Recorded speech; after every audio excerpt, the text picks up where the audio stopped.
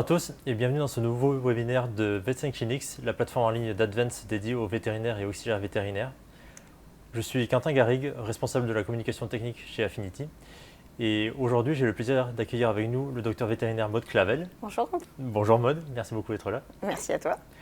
Donc aujourd'hui, dans ce webinaire, nous allons parler du surpoids et de l'obésité chez le chat. Et donc pour ça, Maude va nous accompagner. Donc pour ceux qui ne la connaissent pas encore, Maude est diplômée de l'école vétérinaire de Lyon depuis 2007. Elle est titulaire d'un CES en diététique canine et féline depuis 2015. Depuis, elle est consultante exclusive en nutrition et intervenante référente de l'hôpital Onlivet près de Lyon. Et enfin, elle est également membre du conseil de l'AVAC Rhône-Alpes. Tout à fait. Voilà.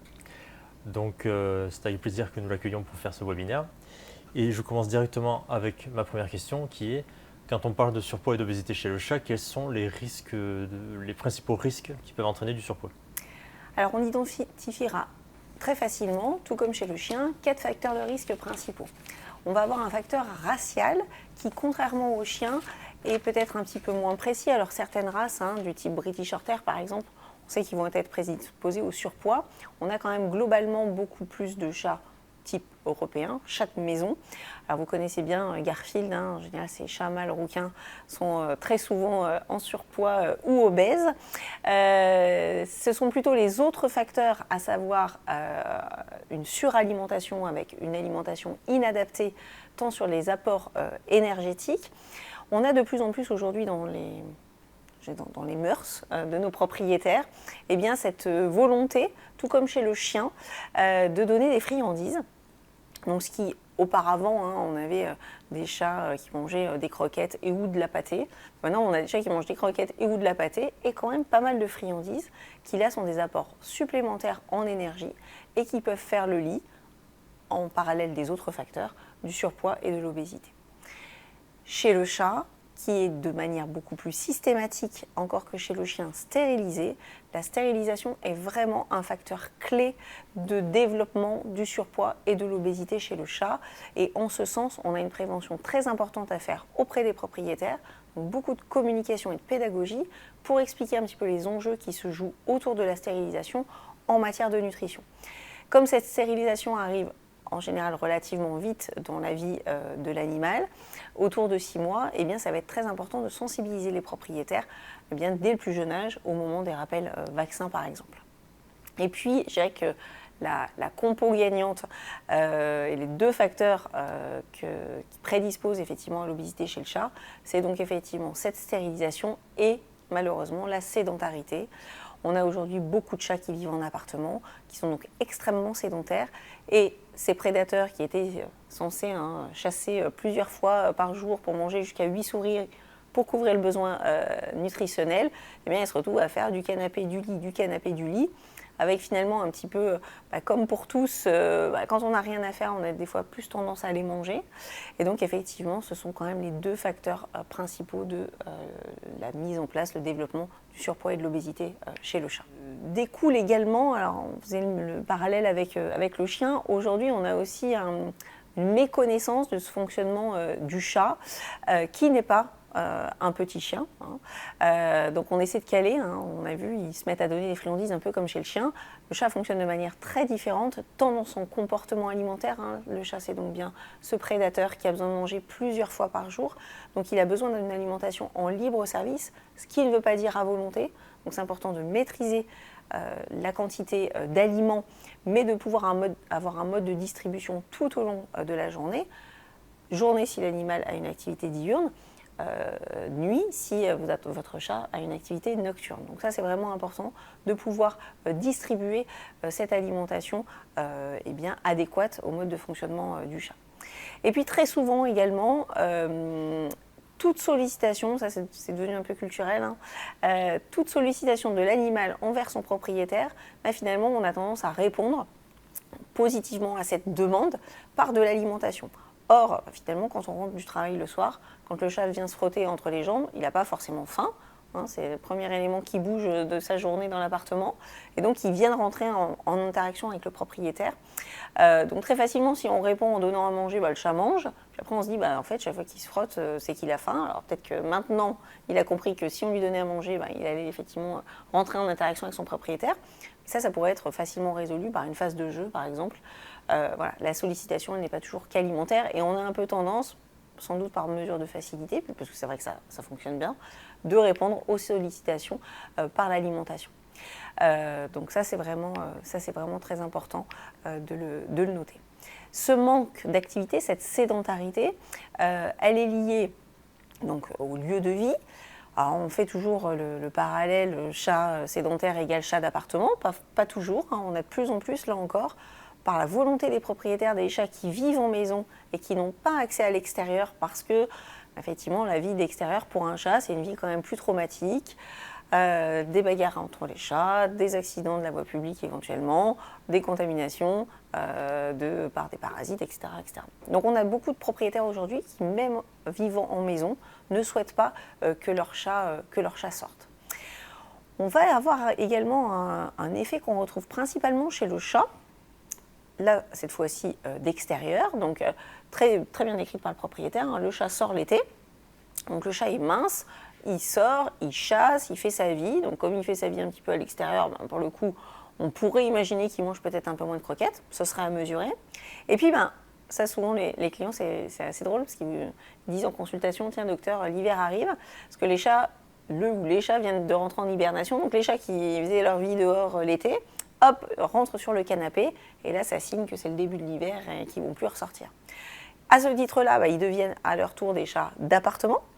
Et sans changer, là encore, l'alimentation, eh bien, on a cette phase de yo-yo où on a des chats qui prennent jusqu'à 1 kg l'hiver, finalement à race égale, à stérilisation éventuellement égale, à alimentation égale. Et donc là, on voit bien l'impact de la diminution de l'activité physique sur le maintien du poids corporel. Et puis, en plus, on a géré le deuxième effet. Pour un peu que les propriétaires soient des multipossesseurs, eh bien, on va avoir cette problématique, pas tout vous dévoiler tout de suite, mais de revivre finalement avec dans cette cohabitation entre chats, où effectivement quand c'est l'été, tout le monde sort, fait sa vie à l'extérieur, et puis quand tout le monde rentre, eh bien, finalement ils se retrouvent à partager un territoire qui redevient relativement petit, et là encore, eh bien, ça peut laisser supposer une composante comportementale qui prédispose certains des chats d'une famille, hein. On sait toujours qu'il y a dès l'instant où les gens ont 2 chats, il y a toujours Laurel et Hardy, donc d'en avoir certains qui ont tendance à prendre plus de poids que d'autres à ce moment-là. La stérilisation, bien évidemment, elle va modifier les besoins nutritionnels, tant sur les besoins énergétiques. Effectivement, la stérilisation implique une réduction des besoins énergétiques de 20%, et en parallèle, le plus souvent, malheureusement, on va avoir une augmentation de l'appétit consécutive. Attention, cette prise de poids, elle est très rapide après la stérilisation. Il est donc important de prescrire une alimentation adaptée avant même le jour de la chirurgie pour pouvoir anticiper cette éventuelle prise de poids. Un animal en surpoids, c'est un animal qui va présenter jusqu'à 20% de masse graisseuse en plus par rapport à sa note d'état corporel normale, et on définira la définition d'obésité au-delà de 20% de masse graisseuse en sus. Pour identifier la présence du surpoids ou de l'obésité chez le chat, tout comme chez le chien, on va procéder à une évaluation nutritionnelle. Cette évaluation nutritionnelle doit faire partie intégrante de chacune de vos consultations de médecine vétérinaire, tout comme les autres amendements de la WSAVA, à savoir l'auscultation cardio-respiratoire, la palpation abdominale, la prise de température. Cette évaluation nutritionnelle se découpe en 3 points. Le premier, la pesée. Le deuxième, l'évaluation de la note d'état corporel ou Body Score Condition qui va évaluer l'importance de cette masse graisseuse en sus. Et ne pas oublier l'évaluation de la masse maigre qui permettra de savoir si votre chat est oui ou non dénutri. Au préalable, on peut avoir un animal en surpoids qui présente un excès de masse graisseuse et en même temps un animal qui présente une dénutrition protéique. L'objectif de cette évaluation nutritionnelle va être de déterminer le poids idéal qui permettra donc d'évaluer le calcul des besoins énergétiques. C'est donc indispensable de le réaliser à chacune de vos consultations. Quand on pèse l'animal, on pèse différentes structures. Bien évidemment, on va peser son squelette, sa quantité d'eau dans l'organisme, mais également donc, sa masse graisseuse et sa masse musculaire. Concernant la pesée chez le chat, elle est un peu plus délicate que chez le chien, puisqu'on aura plus de difficultés à le peser assez spontanément en salle d'attente à l'arrivée du client au moment de la consultation. Il est donc recommandé de peser le chat en consultation avec une balance adaptée. Donc on adaptera la taille de la balance au gabarit de l'animal. Donc en général, on utilise des balances pour bébé. Vous pouvez également être équipé de tables de consultation qui pèsent directement. Attention les artefacts dès l'instant où on touche la table en même temps. Petite astuce pour la peser, je dirais plutôt de suivi à la maison. Pourquoi pas d'utiliser un pèse-bagages qui permettrait de sous-peser le chat dans sa cage et donc en fonction du poids de la cage, eh bien, d'avoir plus facilement le poids du chat. Ça permet vraiment d'avoir un suivi beaucoup plus rapproché du poids du chat à la maison. Deuxième point, l'évaluation de la note d'état corporel. Donc on se base sur ces fameuses échelles que vous connaissez bien en 9 points. 5 sur 9 correspond au poids idéal, donc à une silhouette et une morphologie idéale pour le chat, c'est-à-dire quand on applique les mains sur le thorax, on sent facilement les côtes glisser sous la peau. Vu de dessus, on a une taille délimitée et vu de profil, un creux du flanc levretté. Alors vous allez me dire, effectivement, on a toujours un petit peu cette peau qui pend sous le ventre des chats, des fois même avant la stérilisation. Donc ça va être effectivement à adapter en fonction du gabarit de l'animal. Là encore, une pesée isolée ne veut pas dire grand-chose. On dit souvent que les chats, ça pèse entre 3,5 kg et 4,5 kg, ce qui, à mon sens, ne veut pas dire grand-chose. Il est donc vraiment très important d'associer le poids à la note d'état corporel. J'ai eu le cas d'une cliente, très motivée, qui s'était rendu compte que son chat avait pris 1,5 kg après la stérilisation et qui venait en consultation, effectivement, pour savoir si l'animal présentait du surpoids. Et ce chat de 5 kg, eh bien, effectivement, c'était un chat qui était très grand et donc la pesée donnait 5 kg, mais l'évaluation nutritionnelle le mettait à une note d'état corporel de 5 sur 9. Si au contraire, on identifie, et là c'est très intéressant de pouvoir impliquer le propriétaire dans cette évaluation nutritionnelle, et je vous assure qu'ils sont souvent très objectifs dans la réponse. Je ne sais pas encore avouer qu'ils étaient tous très motivés pour faire perdre le surpoids de leur chat. Cependant, en général, ils sont assez proches de la note d'état corporel. Si on a identifié avec les propriétaires une note d'état corporel de 9 sur 9, cela signifie donc, puisqu'il y a 4 points supplémentaires au-delà de 5, que l'animal présente 40% de masse graisseuse en trop. En effet, chaque point au-dessus de 5 représente une quantité de masse graisseuse de 10% en sus de la quantité normale et physiologique chez le chat.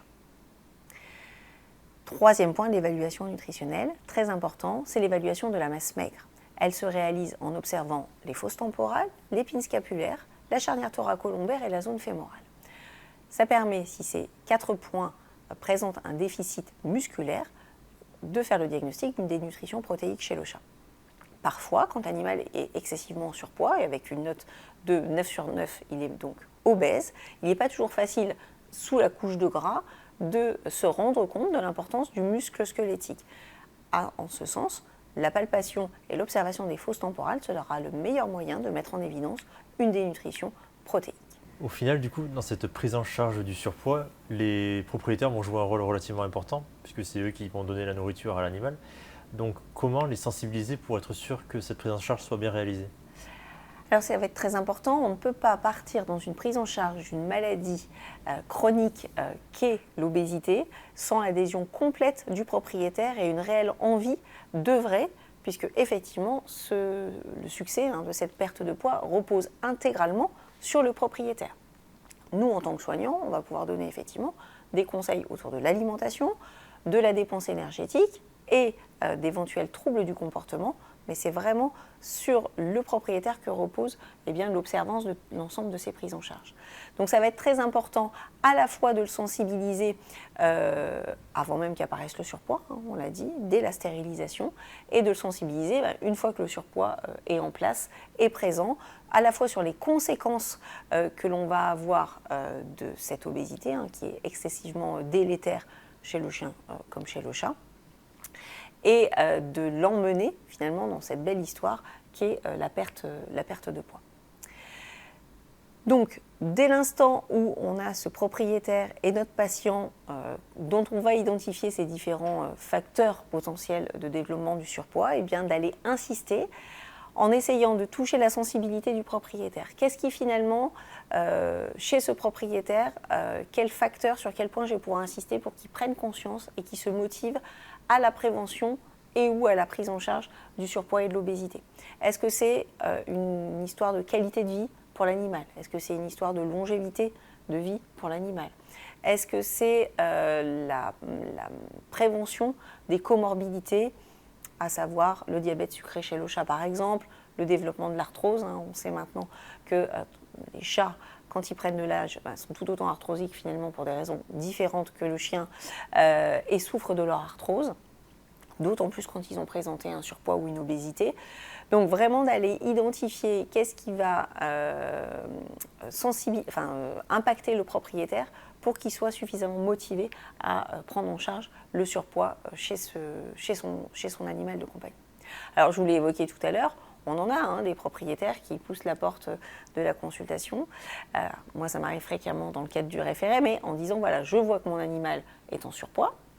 Alors, pour un peu qu'on leur ait fait l'explication avant, où ils me disent maintenant je touche plus les côtes, etc. Donc ça les marque, vraiment faire de la pédagogie avec les propriétaires, je pense que c'est vraiment très important. Ça reste les meilleurs sentinelles au quotidien, puisque c'est eux qui vivent avec leurs animaux de compagnie.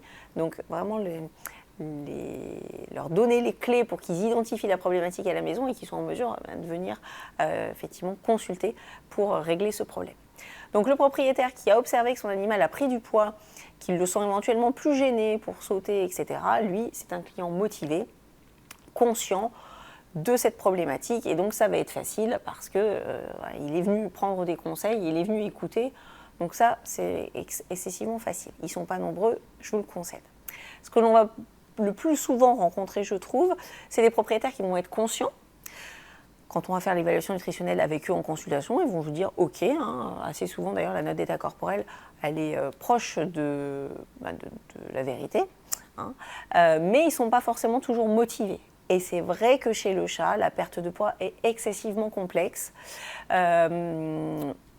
Qu'on se casse assez souvent les dents sur cette problématique-là quand on n'a pas toutes les clés du succès. Et donc, bien sûr, bon nombre de propriétaires ont déjà essayé, bon nombre de propriétaires ont déjà eu des chats avant qui ont pris du poids, en l'occurrence après la stérilisation, et qui vous disent c'est un petit peu, c'est comme ça, quoi. On ne peut rien y faire, j'ai déjà tout essayé, etc. Donc là, ça va être plus difficile de les motiver, effectivement, parce qu'on sait par ailleurs, contrairement aux chiens, qu'il y a du challenge dans la perte de poids chez le chat et qu'effectivement, ça ne va pas être très simple. On a donc quand même besoin d'avoir des propriétaires qui soient du coup extrêmement motivés pour aller pour en avoir encore un petit peu sous le pied pour passer tous ces échecs qu'on va pouvoir rencontrer au cours du programme d'amaigrissement.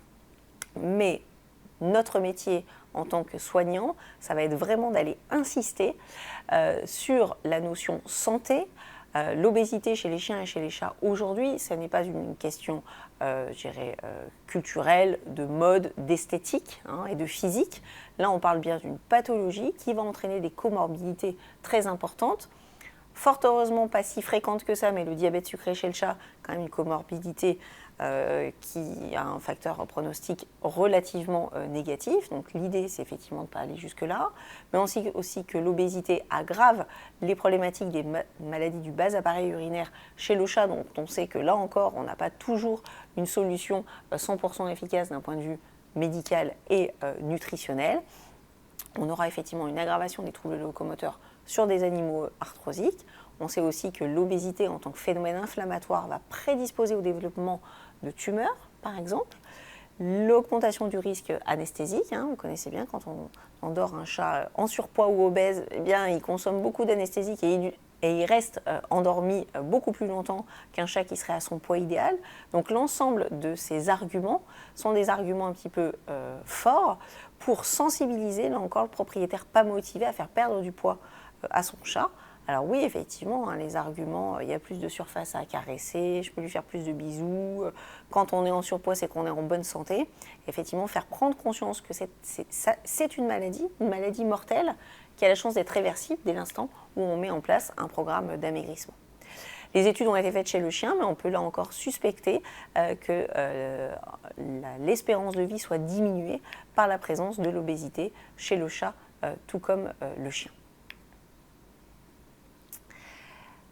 Il est important également de prendre en compte dans cette équation, bien évidemment, le propriétaire dans son intégralité et dans ses capacités personnelles, professionnelles, financières et en termes de temps pour mener à bien ce plan d'amaigrissement. Quand on va lui demander donc des efforts, non pas tant sur le changement alimentaire, mais sur l'enrichissement du milieu, le fait de motiver son chat à plus bouger, ça va impliquer le propriétaire. Ça va impliquer le propriétaire quand on va lui dire, quand le chat vient se caresser, vient se frotter dans vos jambes, arrêtez de lui donner à manger et aller jouer à la balle avec le chat, quand on rentre des fois tard du travail, on n'a pas forcément, elle va complètement disponible à aller jouer avec le chat. Quand on va les inciter à investir financièrement dans des jeux, de quoi enrichir le milieu, là encore, c'est beaucoup d'efforts demandés. Donc, comprendre effectivement leurs problématiques pour pouvoir apporter des solutions et proposer des solutions qui soient adaptées à ce qu'ils sont en mesure de faire sur ces différents plans. Ça, c'est vraiment très important. Et donc, comme dans tout processus de changement psychologique, on a cette phase effectivement de pré-contemplation-contemplation. Ça y est, on a mis en évidence, ils sont d'accord pour observer que l'animal présente du surpoids ou de l'obésité. On leur propose un programme d'amaigrissement qu'ils acceptent. On leur aura au préalable bien sûr détaillé. Et puis on rentre dans cette phase d'amaigrissement. Mais tout au long de ce programme d'amaigrissement, ils vont rencontrer des difficultés, des échecs, où là, l'équipe soignante sera à même de maintenir cette motivation. Et on va en reparler effectivement par le suivi de ce programme d'amaigrissement. Donc c'est vraiment très important d'y aller étape par étape et de ne pas finalement sursolliciter les propriétaires qui seraient conscients et pas motivés. Tant que la motivation n'est pas au rendez-vous, je vous invite à ne pas vous lancer dans un plan d'amaigrissement parce qu'effectivement, à un moment ou un autre, et au moment des échecs principalement, ça risque de faire l'effet inverse avec une grosse démotivation de la part du propriétaire.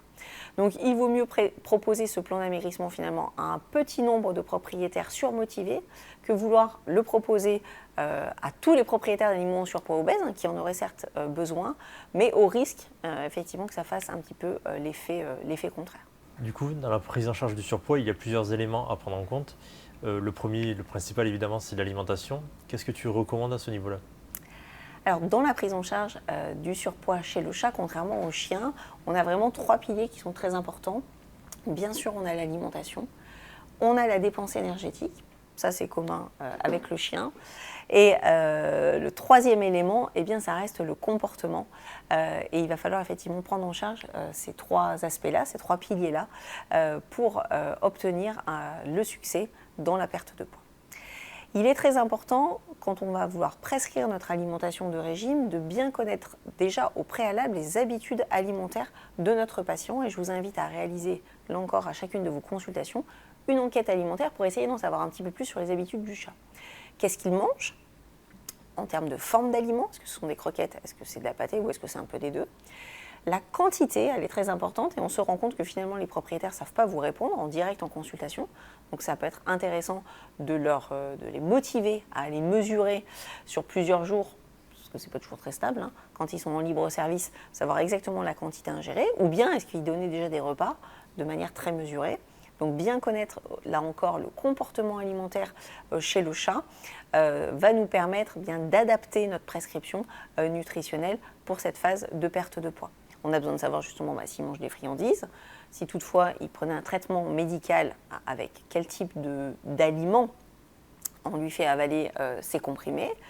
On a besoin de savoir quel est son mode de vie. Est-ce que c'est un chat qui sort? Est-ce que c'est un chat d'appartement? Et puis, vraiment, là encore, la grosse problématique auquel on va avoir affaire chez le chat, c'est le cas des multipossesseurs où les propriétaires possèdent plusieurs chats, de 2 à beaucoup plus. Et là encore, ça va être un angle, une piste un petit peu pour développer cette partie comportementale que l'on va retrouver effectivement chez le chat. Donc vraiment très important d'essayer d'en savoir un petit peu plus sur les habitudes pour pouvoir personnaliser le plus possible cette prescription nutritionnelle. Pour faire notre prescription en nutrition, on va avoir besoin d'évaluer les besoins énergétiques chez le chat. En se basant sur cette formule mathématique, qui je vous rappelle, il y en a plusieurs, vous pouvez utiliser celle que vous souhaitez, puisque dans tous les cas, elles sont toutes à peu près fausses. Donc, une fois qu'on a fait notre évaluation nutritionnelle et extrapolé, première erreur, le poids idéal, eh bien, on va calculer cette quantité de calories que le chat doit ingérer par jour, auquel on ajoute nos différents coefficients qui permettent de moduler ce besoin énergétique. Dans le cas de la prise en charge du surpoids ou de l'obésité, finalement, notre chat il cumule tous les facteurs. Il est à la fois le plus souvent prédisposé au surpoids, il est pour la plupart du temps stérilisé, avec une activité physique réduite et effectivement un coefficient pathologique, le K4 de l'obésité. On va donc choisir un coefficient global et général de 0,5, ce qui revient à diviser par 2 la quantité d'énergie chez le chat. La problématique, vous allez me dire, c'est que si je divise par 2 la quantité d'énergie chez le chat, il y a de grandes chances que ça impacte fortement le volume de l'aliment et de la ration. Et donc, en ce sens, on va se retrouver confronté au problème de comportement alimentaire du chat, qui, je vous le rappelle, est un prédateur, qui mange plusieurs fois par jour, jusqu'à 8 à 10 fois, et qui va avoir besoin à chacun de ses repas de manger un peu plus que 2 ou 3 croquettes. Donc très vite, on va être confronté effectivement à une problématique chez le chat en lien avec ce volume alimentaire.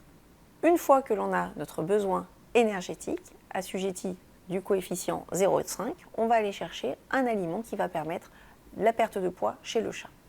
Les caractéristiques de cet aliment sont multiples. On va aller rechercher un aliment, bien évidemment, hypocalorique, donc pauvre en lipides, pauvre en glucides. Il est intéressant toutefois d'apporter la quantité nécessaire et suffisante en acides gras essentiels, qui est un besoin nutritionnel indispensable chez le chat, qu'il doit retrouver dans son alimentation. La partie glucide reste un nutriment non indispensable chez le chat, qui apporte seulement de l'énergie. Donc, dans le cas de la prise en charge du surpoids et de l'obésité, on va avoir tendance à choisir un aliment le plus pauvre possible en glucides. On va choisir également un aliment hyperprotéiné, pour plusieurs raisons. La première raison, c'est le maintien de la masse musculaire. On ne souhaite pas que le chat, qui est un fervent pratiquant de la néoglucogénèse, puisse utiliser ses protéines musculaires afin de retirer de l'énergie dans le cas d'une restriction énergétique. On va donc lui apporter un peu plus de protéines. Comme on souhaite que cet aliment soit hypocalorique, on souhaite que cet aliment soit moins digestible, et en ce sens, on va rajouter des fibres dans cette alimentation qui vont permettre, pour différentes raisons, d'augmenter le volume du bol alimentaire et d'améliorer la satiété, et ça c'est possible par l'utilisation des fibres solubles, et d'accélérer le transit en diminuant l'absorption des nutriments, et ça c'est possible grâce à l'utilisation des fibres insolubles. L'objectif est d'avoir un aliment dont la densité énergétique est en dessous de 320 kcal pour 100 g. Quand je fais le choix dans ma prescription de l'aliment, en corollaire de ce qui a été vu dans l'enquête alimentaire, il va être important de choisir une forme d'aliment qui soit cohérente avec les habitudes chez le chat. Si c'est un chat qui a déjà l'habitude de manger de la pâtée, je vous encourage vivement à tenir compte dans votre prescription nutritionnelle de l'utilisation de l'alimentation humide. Cette alimentation humide a plein d'avantages chez le chat. Ça lui permet effectivement un apport hydrique supplémentaire à une prise de boisson standard s'il ne mangeait que 100% des croquettes. Ça améliore donc la satiété en augmentant le volume de l'aliment, puisque en général, l'alimentation humide dans la même gamme versus l'alimentation sec, on est à peu près un aliment 3 fois moins calorique à poids égal. Comme ce que l'on a vu, le besoin énergétique est relativement réduit, on va devoir jouer sur le volume de la ration journalière pour permettre d'obtenir une satiété et un rythme alimentaire qui correspondent aux besoins chez le chat. L'utilisation des croquettes, plus faciles d'un point de vue hygiénique, pourront être distribuées dans différents plateaux repas ou sous forme de jeux pour que le chat ait accès librement à l'alimentation tout au long de la journée, tout en rendant cette quête alimentaire beaucoup plus difficile.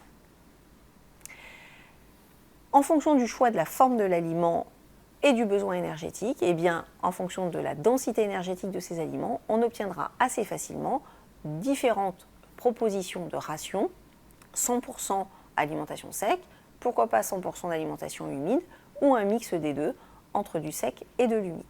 Je vous invite à ne pas changer les habitudes alimentaires chez le chat. autant que faire se peut, d'autant plus qu'on va être amené effectivement à lui changer déjà son alimentation. Il est très important dans l'adage un peu connu de se dire tiens, mon animal est en surpoids, plutôt que de choisir un aliment de perte de poids, je vais réduire la quantité de l'aliment qu'il mange aujourd'hui. Quels sont les risques ? La première chose, c'est que c'était effectivement plutôt une bonne idée de se dire que si mon animal doit manger moins de calories, je vais lui donner moins à manger. Jusque-là, ça c'est assez logique. Mais chez le chat, les problématiques sont nombreuses. 1. On réduit le volume de l'aliment, on réduit donc potentiellement le nombre de repas et la satiété, et ça malheureusement ça risque de ne pas nous aider dans la perte de poids chez le chat. Et puis quand on réduit la quantité d'aliments pour réduire la quantité d'énergie, on réduit également de la même manière la quantité des nutriments absorbés, et on a des chances que tous les nutriments essentiels ne soient pas forcément couverts en réduisant la quantité de l'aliment. Rappelez-vous donc que dès l'instant que vous souhaitez faire perdre du poids à un animal, et que vous auriez tendance à vouloir changer la quantité de l'aliment, c'est que c'est le moment pour changer d'aliment et opter pour un aliment dont la densité énergétique sera inférieure. Il y a beaucoup d'erreurs et donc de non-perte de poids chez le chat comme chez le chien en lien avec la mesure de la quantité de l'aliment. Et là encore, je vous invite à utiliser des outils qui permettent de peser précisément la quantité de l'aliment et donc d'utiliser le moins possible les gobelets doseurs qui vont être très imprécis. Et surtout sur des faibles quantités d'aliments chez le chat, eh bien on a vite fait des erreurs de 10 à 20% qui donc apportent 10 à 20% d'énergie en sus et qui peuvent complètement expliquer la non-perte de poids chez le chat. Même si le chat en surpoids peut être un chat un peu gourmand, je vous rappelle que le chat est un animal très particulier qui n'est pas toujours très apte au changement. Il est donc très important de réaliser une transition alimentaire suffisamment longue pour que le chat accepte son nouvel aliment. Quel est le risque ? Eh bien que face à un propriétaire donc conscient et très motivé pour la perte de poids de son animal, considère que finalement si le chat boude un peu les nouvelles croquettes, c'est pas très grave parce que du coup il a besoin de perdre du poids, donc s'il mange moins il devrait perdre du poids. Et je vous rappelle que le chat en surpoids, obèse, s'il pratique une phase de jeûne, peut développer une lipidose hépatique. Il est donc bien évidemment contre-indiqué à ce que le chat jeûne et donc il est important en fonction du tempérament du chat de pouvoir lui proposer cet aliment sur une plus longue période. Ceci aura pour incidence effectivement que la perte de poids soit limitée au bout du premier mois du programme d'amaigrissement. La problématique face à une famille de multipossesseurs, c'est de se poser la question de comment faire pour respecter le régime alimentaire de chacun et en particulier faire perdre du poids à celui qui est en surpoids ou obèse sans qu'il aille effectivement manger dans les gamelles des autres. D'un point de vue comportemental, et on va en reparler, il est très important de maintenir le libre service pour l'ensemble des chats de la maison. Donc comment faire ? À ce moment-là, on va pouvoir utiliser des gamelles connectés qui permettent effectivement l'ouverture et l'accès à la ration seulement pour les chats qui présentent des régimes alimentaires particuliers. Ça n'est malheureusement pas toujours possible puisque ce type d'outil ne permet pas non plus de fragmenter la ration alimentaire tout au long de la journée. Pour des raisons parfois financières ou techniques, il n'est donc pas possible d'utiliser ce type de repas et on se retrouve à trouver un compromis nutritionnel pour l'ensemble des chats de la famille qui, pour la plupart du temps, vous avez un chaton en croissance, un animal âgé et un ou deux adultes au milieu avec foncièrement des besoins nutritionnels différents. Dans ce cas, je vous invite à choisir un aliment qui permette de couvrir en moyenne les besoins nutritionnels de chacun des chats de la maison et d'apporter les particularités nutritionnelles sous forme d'alimentation humide ou d'alimentation complémentaire en fonction des pathologies pour chacun des chats. Il est évident que dans une famille de multipossesseurs, d'autant plus si on a des animaux qui ont accès à l'extérieur, ce programme d'amaigrissement relève d'un challenge encore plus difficile que dans un cas où l'animal serait seul dans un appartement. Alors, tu l'as dit, un des autres éléments à prendre en compte dans la prise en charge du surpoids chez le chat, c'est l'activité. Mais du coup, comment gérer l'activité d'un animal comme le chat ? Alors, beaucoup moins facile, Quentin, effectivement, que d'aller faire du vélo avec son chien. Alors, maintenant, on a plein de trucs et astuces et on va les voir ensemble pour tenter d'augmenter la dépense énergétique. Alors, on parle toujours effectivement du chat d'appartement, Mais on a aussi beaucoup de chats, de maisons qui ne sortent pas ou des chats de maison qui se font beaucoup bronzer sur la terrasse, finalement qui n'ont pas une activité si intense que ça. Donc ce qui est sûr, c'est que sans bouger plus, eh bien, il n'y aura pas de dépenses énergétiques supplémentaires. Je vous partage ici l'activité géographique d'une de mes patientes en surpoids, dont les propriétaires me disent si c'est un chat d'extérieur, elle se promène toute la journée, elle est dehors quand on est au travail. Donc ils lui ont mis un traceur d'activité GPS cette fois-ci. Et donc on voit bien qu'effectivement, alors il y a différents endroits maintenant avec la map des maisons se sont construites. En fait, ils ont découvert que leur chat passait ses journées sur les différentes terrasses des voisins. Et donc n'avait finalement pas l'activité aussi intense que ce qu'on lui prétendait. Le chat faisait 8,5 kg, on se doutait bien que ce n'était pas une grande sportive. Mais donc ça permet là encore dans la prise de conscience pour le propriétaire. Puis, mine de rien, de connaître un peu les habitudes de son animal. C'était plutôt assez intéressant. On peut du coup aller demander des comptes à la voisine qui a l'air de bien connaître finalement le chat dans son quotidien. Aujourd'hui, on a plein d'outils connectés qui vont permettre effectivement de rendre l'accès à l'extérieur plus facile pour les chats sédentaires, si les propriétaires les souhaitent, avec des chatières connectées bien connues. Mais maintenant, on peut même gérer des heures de rentrée, de sortie, ne laisser rentrer ou sortir que certains chats. Donc voilà, c'est un investissement, mais quand on est multipossesseur, très clairement, il est important, et là encore, de sensibiliser les propriétaires chaque fois qu'ils prennent un nouveau chat sur l'engagement pour la qualité et le bien-être de leurs animaux, de pouvoir leur offrir effectivement tout ce dont ils ont besoin dans leur comportement, je dirais, un peu naturel. Quand l'animal vit dans un milieu clos, eh bien, effectivement, il n'y a pas d'histoire de chatière et d'accès complètement à l'extérieur, même si j'ai certains de mes clients qui ouvrent, quand ils partent le matin, ils ouvrent la porte de l'appartement, le chat descend, et puis les voisins connaissent bien le chat, donc ils le laissent remonter, et puis les propriétaires retrouvent leur chat sur le pas de la porte en rentrant du travail. Donc vivre en appartement, ça n'exclut pas un accès à l'extérieur, c'est un petit peu plus complexe. Bon, en l'occurrence, il faut avoir un immeuble avec un petit parc, ça peut être très sympa pour le chat. Ou effectivement mettre en place des rampes d'accès depuis le balcon quand on vit par exemple au premier étage. Ça, c'est des choses qu'on peut éventuellement envisager. Et puis ce qu'on pourra plus facilement envisager, c'est l'enrichissement du milieu dans lequel effectivement vit le chat en y ajoutant des arbres à chat, différentes étagères. Vous voyez qu'il existe même maintenant une roue, comme pour les hamsters, une roue pour les chats. Après, reste à savoir où est-ce qu'on met un petit peu de l'éthique au milieu de tout ça. Mais voilà tout ce qui peut exister. Quand on a la chance, entre guillemets, d'avoir un étage, eh bien là aussi, motiver le chat à monter à l'étage. Alors, comment on va le motiver à monter à l'étage ? C'est de lui proposer une alimentation dans les étages supérieurs pour effectivement lui faire un petit peu des allers-retours par les escaliers. Alors, ce que je vous disais, cette histoire de balcon, on peut aussi, on a de plus en plus de propriétaires aujourd'hui qui souhaitent promener leur chat et qui leur donnent l'habitude par l'intermédiaire d'un harnais et d'une laisse. Alors, on n'est pas sur de la grosse dépense énergétique, mais ça permet quand même toutefois de motiver quand même une certaine dépense chez le chat. Alors, parfois, face à une problématique, les propriétaires nous disent je vais lui prendre un petit copain, une petite copine, tiens, ça serait une bonne idée, ça va lui tenir compagnie. Alors ça, c'est rarement une bonne idée. Bien se rappeler que le chat, c'est un prédateur solitaire et que ce n'est pas un animal grégaire comme le chien. Donc le chat n'apprécie pas toujours d'avoir des petits copains. Je vous rappelle qu'il tolère rapidement le propriétaire dans son environnement. Mais c'est souvent pas une bonne idée de prendre un petit copain. C'est là où on se met à avoir Laurel et Hardy dans une famille. Et il y a forcément du trouble du comportement, d'autant plus en milieu clos, où effectivement les territoires se superposent. Alors oui, c'est sûr qu'ils peuvent se courir après, mais en général, ils ne se courent pas toujours après que pour des raisons très positives. Et ça peut engendrer effectivement du stress et de l'anxiété sur un des deux chats, quand il y en a un effectivement qui fait de la prédation sur l'autre chat. Donc pas toujours voir cette motivation dynamique de jeu, etc., qui peut cacher au contraire une tension entre les deux chats, même si elle n'est pas toujours perceptible par le propriétaire. Et du coup, le dernier élément que tu as évoqué, ce serait le comportement. Mais encore une fois, comment gérer le comportement d'un animal comme le chat, surtout pour les propriétaires ? Qu'est-ce que tu recommandes ?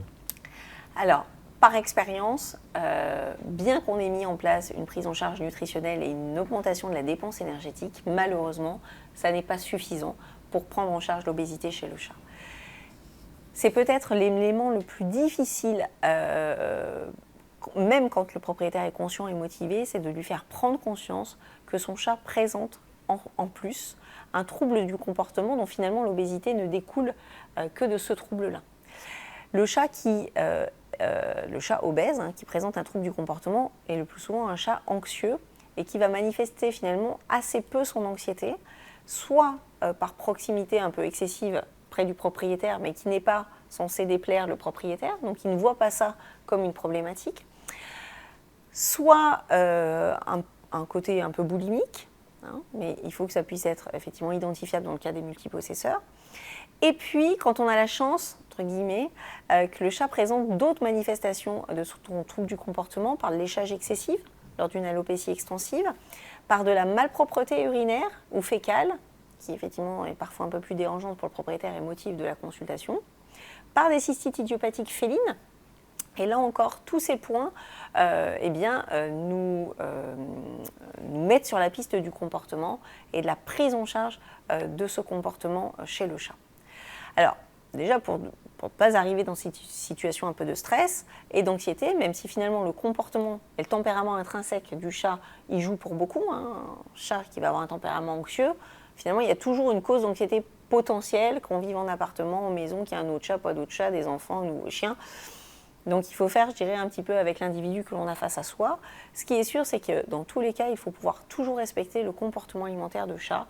Ce prédateur qui va manger plusieurs fois par jour, qui a besoin de faire une quête de son alimentation, qui ne doit pas être restreint d'un point de vue volume, sans apporter un excès excessif d'énergie.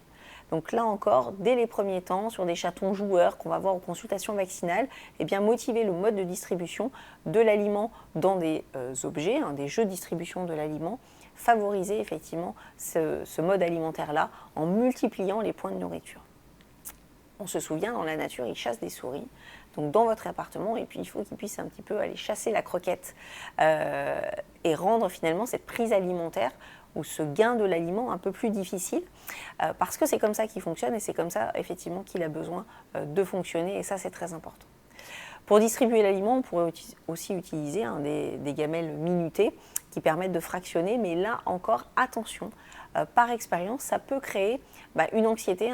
Si vous l'avez déjà utilisé, vous l'avez peut-être remarqué, le chat il arrive 10 secondes avant que ça sonne, parce qu'il est complètement formaté au minutage, à la minuterie de cette gamelle. Donc maintenant, avec plein d'objets connectés, vous pouvez changer les horaires, etc., pour rendre effectivement qu'il y ait moins cette habitude qui va générer de l'anxiété effectivement chez le chat. On va effectivement, on en a parlé, mettre en place cette alimentation progressivement pour la transition alimentaire, qui va avoir donc un intérêt sur l'acceptation de ce nouvel aliment par rapport à ce que l'animal avait l'habitude de manger au préalable. Il est possible aussi de sensibiliser, là encore, le propriétaire et de l'impliquer dans le soin et l'observance qu'est ce régime alimentaire, en lui demandant, s'il le souhaite bien évidemment, en l'incitant à proposer des nouveaux jeux pour son chat, parce que les chats c'est comme les enfants, ils se lassent assez vite des différents jeux qu'on peut leur proposer, et il est tout à fait possible de fabriquer un petit peu maison différents objets par l'intermédiaire de rouleaux en papier, de boîtes à chaussures, etc., pour enrichir le milieu et finalement attiser un peu la curiosité et ce côté prédateur de son animal de compagnie, pour qu'il puisse effectivement se casser un petit peu la tête pour avoir le droit de manger. On peut motiver le chat à sauter en hauteur. Alors on a vu soit par le biais des escaliers, soit de mettre des gamelles en hauteur, ce qui lui permet effectivement de sauter. C'est toujours ça de gagner. Alors je ne dis pas que ça va accélérer la perte de poids de manière drastique, mais pourquoi pas, de toute façon, il faut qu'il bouge plus. Alors s'assurer bien sûr que le chat soit en capacité de sauter plus, c'est-à-dire qu'il ne présente pas une pathologie ostéo-articulaire par exemple. Et donc motiver vraiment le propriétaire à aller distribuer cette alimentation de manière un petit peu plus originale que simplement distribuer dans un bol, dans une gamelle relativement classique. Donc là encore, on sollicite beaucoup de propriétaires. C'est pour ça que tout à l'heure je vous disais qu'il faut qu'ils soient très motivés. Ça veut dire que tous les matins, avant de partir travailler, il va falloir remplir la gamelle, le plateau repas, aller cacher les croquettes, préparer sa boîte à chaussures avec des petites fenêtres pour que le chat il puisse ne passer que la patte pour essayer d'obtenir la croquette qui avait été cachée. Donc c'est beaucoup d'investissement pour la part du propriétaire, mais il est certain qu'on n'a pas de résultat positif sans une implication aussi importante du propriétaire, et c'est encore beaucoup plus vrai chez le chat que chez le chien. Attention, c'est vrai également chez le chien sur l'utilisation des gamelles anti-gloutons. Parfois, l'utilisation de ces objets renforce l'anxiété et le stress autour de la prise alimentaire. Et je vous rappelle que qui dit prise alimentaire en conditions de stress dit là encore une digestion qui va être impactée négativement. Donc il est important que ces phases de repas ce soient des phases relativement zen, calmes. Et effectivement, si on observe une attitude qui paraît complètement anormale autour de la prise alimentaire, vous voyez sur ce chat par exemple, qui agresse la balle distributrice de croquettes, effectivement il faut arrêter ce type d'utilisation de gamelles. La prise en charge comportementale, elle va passer dans un premier temps par tout ce qui va être enrichissement du milieu, mesures hygiéniques. Mais bien souvent, ça n'est pas suffisant pour régler complètement cette problématique comportementale. On va donc pouvoir utiliser une gestion médicale de ce stress chronique par l'utilisation d'aliments complémentaires ou de psychotropes en vue de réguler les humeurs chez le chat et d'améliorer la perte de poids. Là encore, dans le cas des multipossesseurs, cette prise alimentaire, de manière conjointe entre chats, peut aller motiver, et ça on l'a tous bien observé, hein, il y a un chat qui va manger dans sa gamelle, pof, eh bien, les autres vont manger de manière un petit peu par mimétisme, et donc ça va stimuler là encore la prise alimentaire. Donc c'est important finalement de distribuer l'alimentation dans des endroits qui pourraient être éventuellement un peu cachés et ne pas effectivement distribuer l'alimentation de manière complètement homogène les uns à côté des autres. Alors, tout est possible, hein. Vous voyez qu'ici, on a ces deux chats qui ne se voient pas quand ils mangent. Ils rentrent spécifiquement dans chacune de leurs boîtes grâce à une chatière connectée. Donc chaque chat rentre dans sa boîte. Et à l'intérieur, on a une gamelle connectée, une gamelle minutée qui permet là encore de distribuer de l'alimentation de manière fractionnée. Donc on peut imaginer tout un tas de choses. Et là encore, effectivement, le multipossesseur va être beaucoup plus sollicité que le propriétaire de chat unique dans l'investissement effectivement de ces différentes gamelles connectées pour respecter le régime alimentaire de chacun des chats. Enrichir le milieu et motiver l'exercice, c'est aussi lutter contre cette anxiété et ce stress chronique chez le chat. Donc c'est pour ça que c'est vraiment extrêmement imbriqué. Et donc on va essayer de restimuler des phases de jeu pour ce chat, qui vont avoir donc le double intérêt de le faire bouger plus, alors par des balles, par des petites cannes à pêche là, avec des petits poissons accrochés au bout. Ça peut être des lasers automatiques. On a aujourd'hui des souris qui sont connectées, qu'on peut piloter à distance avec son téléphone portable.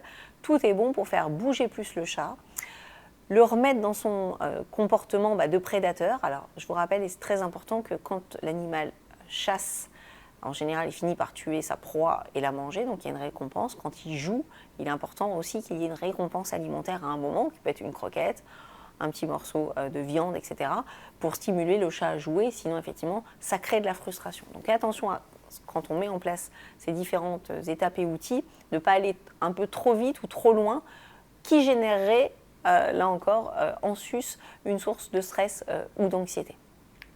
Donc ça, c'est vraiment très important. Alors c'est vrai qu'on a l'impression, et c'est réellement le cas, de vivre chez ses chats.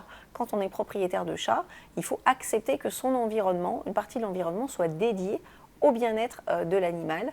Alors il est possible, aujourd'hui, vous trouverez sur Internet tout plein de trucs et astuces. Vous voyez, sous le lit, ce labyrinthe sous le lit, ça ne prend pas de place. Ça peut être une bonne astuce. Malheureusement pour le chat, il va falloir varier souvent. Indispensable également, je vous rappelle, même si c'est hors nutrition, c'est important que le chat ait accès visuellement à l'extérieur, donc lui mettre des points un peu hauts pour qu'il puisse observer ce qui se passe à l'extérieur. D'un point de vue de la santé, le surpoids chez le chat peut être associé à des problèmes de comorbidité. et ça peut être compliqué et pour le propriétaire et pour le vétérinaire à suivre. Du coup, comment suggères-tu de suivre ces cas de comorbidité? Alors, la première comorbidité, finalement pas si fréquemment rencontrée que ça, mais bien connue, ça reste le diabète sucré chez le chat, dont les deux principaux facteurs sont sédentarité et suralimentation, qui sont les facteurs de l'obésité et du surpoids. La prise en charge du diabète sucré, jusqu'ici traité par une insulinothérapie, avait pour objectif de faire perdre du poids à l'animal et de revenir à son poids idéal. Deuxièmement, l'objectif était de réduire l'hyperglycémie postprandiale par l'utilisation d'aliments hyperprotéinés et de stimuler la sécrétion endogène d'insuline.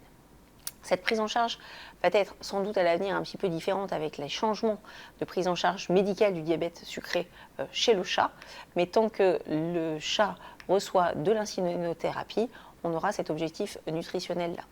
Donc l'objectif, ça va être d'apporter un aliment dont la densité énergétique est relativement faible, puisque le chat présente un besoin énergétique réduit, en l'absence bien sûr de complications du diabète sucré. L'objectif est donc de réduire drastiquement l'apport en glucides, mais également l'apport en lipides, tout en maintenant une couverture en acides gras essentiels. L'apport en protéines est augmenté, à la fois pour maintenir la masse maigre, mais également parce que l'aliment hyperprotéiné va permettre de sécréter la sécrétion endogène d'insuline si c'est possible, et un apport de fibres augmenté, là encore pour diminuer la digestibilité de l'aliment et donc sa densité énergétique, mais également pour jouer un rôle par le biais des fibres solubles sur la satiété chez ce chat en surpoids.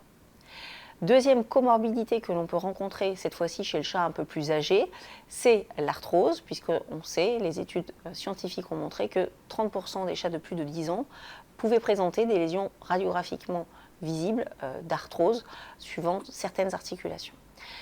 C'est toujours la même histoire. Le chat douloureux est finalement assez peu symptomatique, ou du moins la symptomatologie n'est pas toujours bien reconnue par le propriétaire. C'est finalement un chat assez calme, qui dort beaucoup, mais me direz-vous, les chats c'est toujours un peu comme ça dort toujours beaucoup, et puis on met toujours ça un peu sur le compte de la vieillesse. Quand l'animal, alors il y a deux cas de figure, soit effectivement il est en surpoids, obèse déjà depuis quelques mois, plusieurs années, et puis il vieillit, et on peut se dire qu'effectivement les contraintes ostéo-articulaires de cette surcharge pondérale vont aggraver une arthrose qui va se développer en parallèle, ou bien mon animal est âgé, arthrosique, douloureux, bouge moins et à alimentation égale, peut à ce moment-là se mettre à développer en sus un surpoids.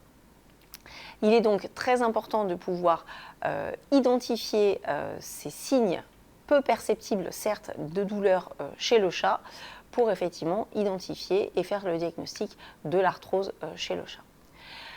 Comme tout phénomène inflammatoire, qu'est l'arthrose, mais également l'obésité, va engendrer de la douleur. Inflammation et douleur vont être prises en charge d'un point de vue médical. Si ça n'est pas le cas, ça va impacter bien sûr l'exercice physique, l'animal va moins bouger. Et donc en ce sens, qui dit moins bouger, entraîne une fonte musculaire et une diminution de l'amplitude articulaire, sur lesquelles effectivement on va pouvoir agir à la fois sur un apport en protéines adapté, mais également avec de la rééducation fonctionnelle.